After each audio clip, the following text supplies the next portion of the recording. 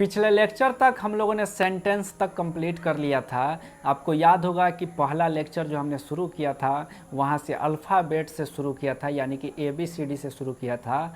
और पिछले लेक्चर तक हमने सेंटेंस को जान लिया था कि 6 टाइप ऑफ सेंटेंस होते हैं, 6 तरीके से बातों को रखा जा सकता है। एक है कि डायरेक्ट बोलिए, सिंपल सेंटेंस होता है, उसमें अगर निगेटिव लगा करके बोल रहे हैं तो निगेटिव सेंटेंस हो जाएगा। उसके बाद आप इंटरोगेटिव, सवाल करने वाले सेंटेंस हो सकते हैं, सवाल में भी अगर निगेटिव हो तो निगेटिव इंट्रोगेटिव सेंटेंस। उसके बाद WH क्वेश्चन और निगेटिव WH क्वेश्चन, यहाँ तक हमने पिछले लेक्चर तक कंप्लीट कर लिया था। अभी तक जो भी हम लोग पापड़ बेल रहे थे, यानी जितना कुछ भी पढ़े हैं, जितना लेक्चर हुआ है, इन सब का पढ़ने का मेन मकसद यही था कि हमको टेंस पढ़ना था। तो टेंस को समझने के लिए इतना जानकारी अवेलेबल होना चाहिए, इतना जानकारी हम लोग के दिमाग में होना चाहिए, तब जा कर के टेंस हम लोग समझ पाएंगे। तो अभी तक हमने बेसिक, मतलब समझ लीजिए बेसिक ही वो चल रहा था। आज से हम लोग टेंस पढ़ेंगे और टेंस को तो हम आपको एक पेज में पढ़ा देंगे, लेकिन लेक्चर चलेंगे बहुत ज़्यादा। ठीक है, तो लेक्चर बहुत ज़्यादा चलेंगे, लेकिन एक पेज में हम समराइज करके टेंस को रख देंगे, ताकि आप लोगों को बहुत आसानी से टेंस को रिवाइज करने में मदद मिले। इस पूरे कोर्स का लिंक ऊपर आई बटन में दे देंगे, नीचे डिस्क्रिप्शन में भी दे देंगे, वहाँ से जा करके आप शुरू से वीडियोस को देख सकते हैं। तो आइए भैया, ग्रामर के सबसे इम्पोर्टेंट लेसन टेंस के बारे में पढ़ते हैं। टेंस को हिंदी में काल कहा जाता है। काल का एक सिंपल मीनिंग अगर कहा जाए तो एक तरीके से समय। लोग कहते हैं ना कि उसका काल ठीक नहीं चल रहा है, यानी कि समय नहीं चल रहा है ठीक। हालांकि उससे हमको मतलब नहीं है, मेन चीज़ है कि टेंस 3 पार्ट होता है, present tense, past tense, future tense. कैसे? तो देखिए, समय 3 तरीके से आपके साथ हो सकता है। एक तो है कि अभी कोई घटना घटित हो रहा हो, जो प्रेजेंट है, जो अभी है, ठीक है, उपस्थित है, एक तरीके से वर्तमान काल इसे हिंदी में कहा जाता है, यानी कि जो प्रेजेंट है, जो अभी है, जो अभी हो रहा है। तो एक तरीके से आप सेंटेंसेस को ऐसे बोल सकते हैं कि भाई जो चीज़ अभी चल रहा है, जैसे मैं खा रहा हूँ, पढ़ रहा हूँ, है हूँ, हो में बोलते हैं कि वह खा रहा है, वह बाज़ार जा रहा है, वह खेल रहा है। ये सब सेंटेंसेस क्या हो गए? प्रेजेंट टेंस के हो गए। ठीक, तो एक तो है कि आप प्रेजेंट में बात करें तो प्रेजेंट टेंस हो जाएगा अभी के बारे में। इसका पहचान क्या होगा? है हूँ, हो, हैं हूँ, हो में बात करेंगे। इंग्लिश आपको इज, आर, एम बताया ही था, तो वो सब इंग्लिश हो जाता है। यानी कि हैं हूँ, हो जिस सेंटेंस में लगा हो तो उसमें सीधा सा रिफ्लेक्शन होगा कि भाई अभी का बात कर रहा है। तो अभी का जो बात किया जाता है वो होता है प्रेजेंट टेंस। एक हो सकता है कि हम पुरानी बात करें, जो बीत गई बात, उसके बारे में बात करें, उसके बारे में बताएं। जैसे बोलें कि वह खा रहा था, वह पटना गया। ठीक है, तो इसी तरीके से जो सेंटेंसेस होते हैं जिसमें था, थे, थी, या, ये लगा रहता है हिंदी में, वो पास्ट टेंस होता है। पास्ट को बोला जाता है भूतकाल, अतीत की बात है। भूत जो होता है ना, भूत वो वाला भूत नहीं, भूत मतलब पुरानी बातें। तो पुरानी बातें आप बता रहे हैं, जैसे कि हमारी दादी बहुत अच्छी थी, था, थे, थी आएगा, या ये आएगा। जैसे वह पटना गया, वह बाजार गया, या आ रहा है ना लास्ट में, तो या ये आएगा, तो वो हो गया पास्ट टेंस। तीसरा ये तरीका हो सकता है कि आप भविष्य की बात करें कि भाई ऐसे होगा, वह बाजार जाएगा, वह पटना जाएगा, मैं आम खाऊंगा, वह खाएगी। इस तरीके से गा, गे, गी लगा करके जो बात की जाती है वो फ्यूचर टेंस होता है, यानी कि भविष्य की बातें, आने वाली बातें। तो आप देखेंगे कि समय को आप 3 ही प्रकार से बांट सकते हैं कि एक जो अभी चल रहा है, एक जो पहले हो चुका है, और एक जो होने वाला है। ठीक है, तो इसीलिए 3 ही प्रकार का टेंस है। तीनों प्रकार का अगर टेंस हम लोग पढ़ लें तो क्या लगभग हर एक सेंटेंसेस के बारे में हमारी जानकारी हो जाएगी। अब मान लीजिए प्रेजेंट टेंस की बात करते हैं, तो प्रेजेंट में है हूँ, हो बोलना है, तो इसमें भी 4 तरह का सेंटेंस आप बोल सकते हैं। कैसे? एक तो है कि बोलेंगे मैं आम खाता हूँ, तो एक ऐसा काम का बोध होगा कि जो जनरली किया जाता हो, जैसे मैं आम खाता हूँ, ता हूँ, ती हैं, ते हैं। एक हो सकता है कि मैं आम खा रहा हूँ, ऐसे बोला जाएगा, तो जिसमें ये होगा कि जो काम अभी हो रहा है और हम बता रहे हैं आपको। उसी तरीके से तीसरा ऐसे हो सकता है कि मैं आम खा चुका हूँ, तो ये सेंटेंस ऐसा बता रहा है कि काम तो पहले हो चुका है, अभी बताया जा रहा है। चौथा एक ऐसे भी हो सकता है कि मैं आम खाता रहा हूँ, या मैं आम 12 बजे से खा रहा हूँ। तो एक काम जो है 12 बजे शुरू हुआ था वो अभी तक जारी है, इस तरीके से एक टेंस 4 भाग में बंट सकता है। जैसे प्रेजेंट का हमने बात किया, इसी तरीके से पास्ट का हो सकता है, उसी तरीके से फ्यूचर का हो सकता है, 4-4 टेंस। तो इसीलिए एक टेंस 4-4 भाग में बंटता है। तो पहला का नाम देखिए इनडेफिनिट कहा जाता है, सिंपल, इसमें ता है, ती है, ते हैं आता है। दूसरा को कहा जाता है इम्परफेक्ट टेंस, कॉन्टिन्यूअस, रहा है, रही है, रहे हैं आता है। तीसरा को कहा जाता है परफेक्ट, यानी कि जो काम हो चुका है, चुकी है, चुके हैं। और परफेक्ट कॉन्टिन्यूअस टेंस, जिसमें क्या आता है, ता रहा है, ती रहे हैं, ते रहे हैं, इस टाइप से, या से रहे हैं, ऐसा कुछ आता है। तो ये हैं में हमने अभी एग्जाम्पल जो बताया है, उसी तरीके से था हो सकता है, रहा था, रही थी, रहे थे। उसी तरीके से गा गे गी में हो सकता है कि रहूँगा, रहूँगे, रहेंगे। तो ये जो है हर एक टेंस का 4 भाग हो गया। तो हमने 3 टेंस पढ़ा, एक तो प्रेजेंट, एक पास्ट और एक फ्यूचर, और हर एक टेंस का 4 भाग हो गया। तो 4 में 3 से गुना कीजिए, लगभग 12 भाग हो गए।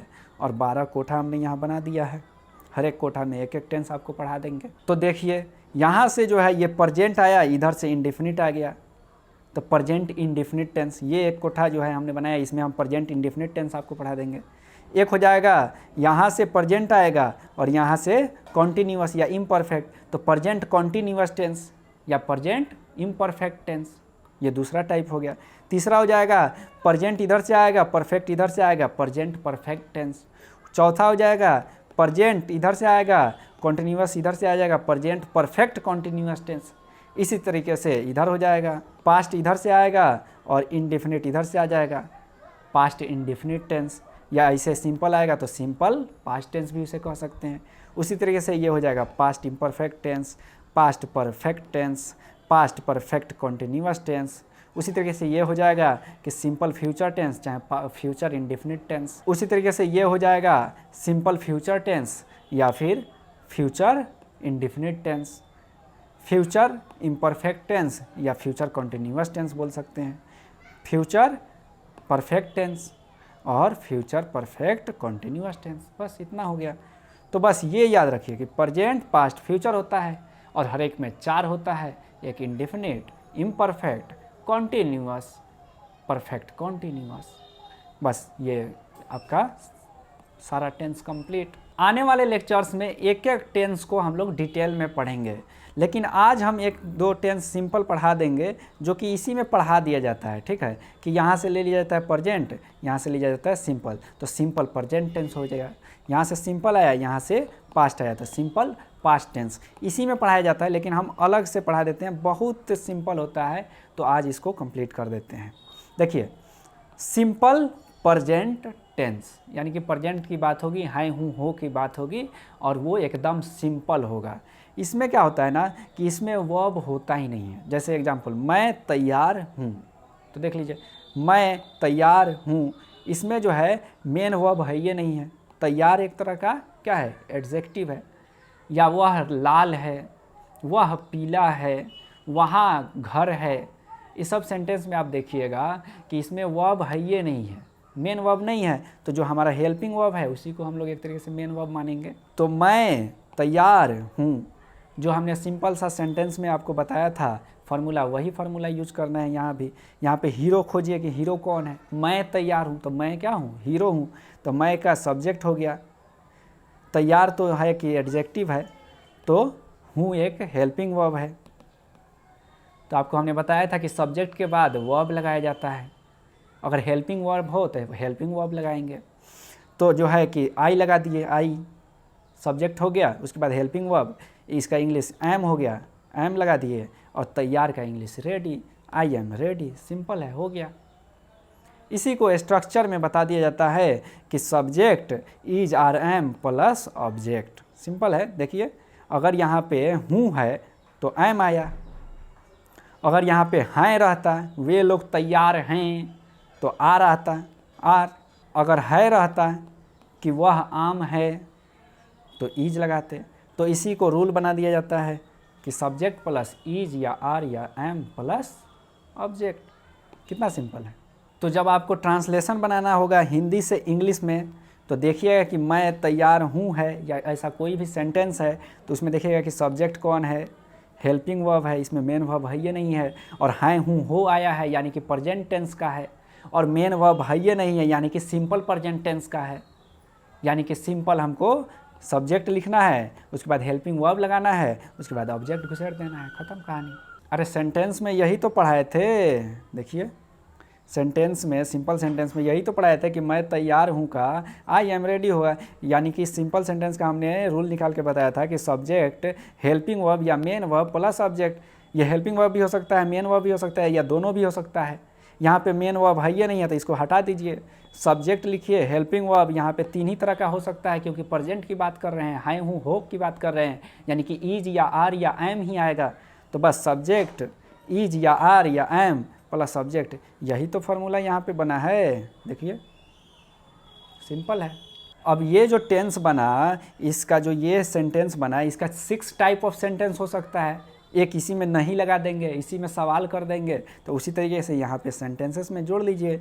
याद आ रहा है सेंटेंस जो पढ़ाए थे, सिंपल था, उसमें क्या कीजिए, अगर निगेटिव सेंटेंस बनाना है तो हेल्पिंग वर्ब के बाद नॉट लगा दीजिए।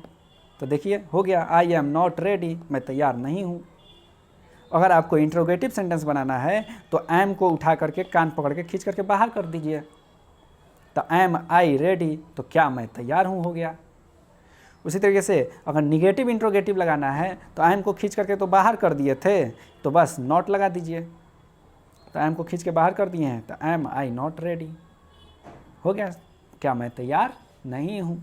उसी तरीके से WH लगाना है तो बस WH लगा दीजिए। एम आई नॉट रेडी जो इंट्रोगेटिव सेंटेंस था उससे पहले WH लगा दीजिए कि मैं क्यों तैयार हूँ।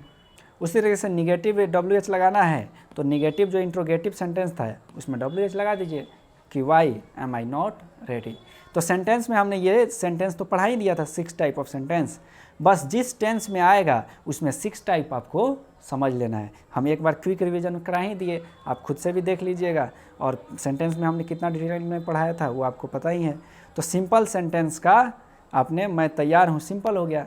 हिंदी में रहेगा उसका इंग्लिश करना है, इंग्लिश में रहेगा तो हिंदी करना होगा। इंग्लिश में देखिएगा कि सब्जेक्ट है, उसके बाद हेल्पिंग वर्ब है, उसके बाद ऑब्जेक्ट है, कोई जो है वर्ब नहीं है, तो सिंपल है कि सब्जेक्ट के बाद ऑब्जेक्ट लिया करके बीच में घुसेड़ेंगे। तो सब्जेक्ट का ये हिंदी क्या हुआ, आई मतलब मैं, तो मैं लिखूंगा हिंदी में, और रेडी घुसेड़ेंगे बीच में मतलब तैयार, तो मैं तैयार, और एम को लास्ट में हूँ, मैं तैयार हूँ। इंग्लिश में कोई लिखा होगा आप हिंदी समझ जाइएगा, हिंदी में लिखा होगा उसको इंग्लिश कर लीजिएगा।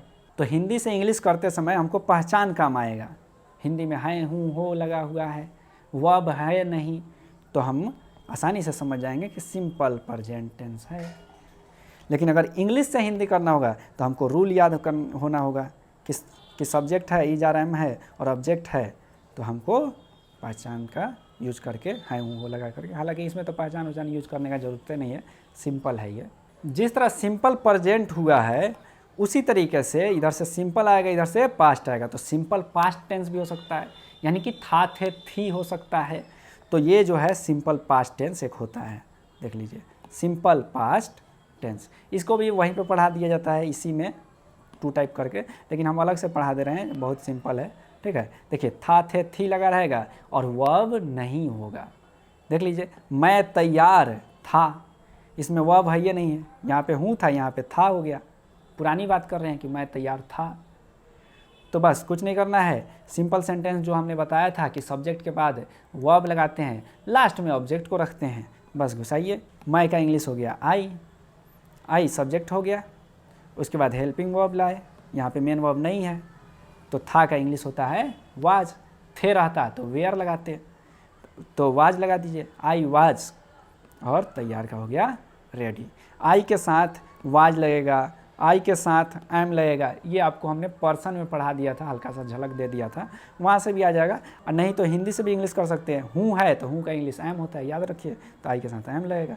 यहाँ पे देख लीजिए था है तो था का इंग्लिश वाज होता है, तो आई के साथ वाज लगेगा, ऐसे भी कर सकते हैं। तो जो है कि आई वाज रेडी, सिंपल।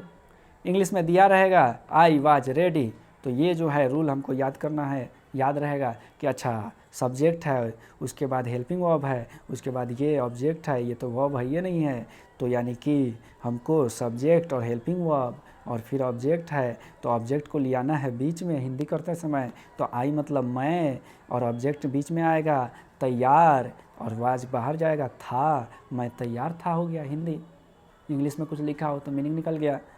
अगर हमको हिंदी से इंग्लिश करना है तो मैं तैयार था थे थी है यानी कि पास्ट टेंस है कि ना, तो पास्ट टेंस में इसमें वर्ब तो दिखिए नहीं रहा है यानी कि सिंपल पास्ट टेंस है। अच्छा तो ठीक है, सब्जेक्ट पहले लिखेंगे, वर्ब लाएंगे, उसके बाद लास्ट में ऑब्जेक्ट रख देंगे, वैसे भी हो जाएगा। नहीं तो स्ट्रक्चर याद है तो सब्जेक्ट लाएंगे और वाज लगाएंगे या वेयर, तो आई है तो वाज लगाएंगे और ऑब्जेक्ट लिख दिए, रेडी हो गया इंग्लिश।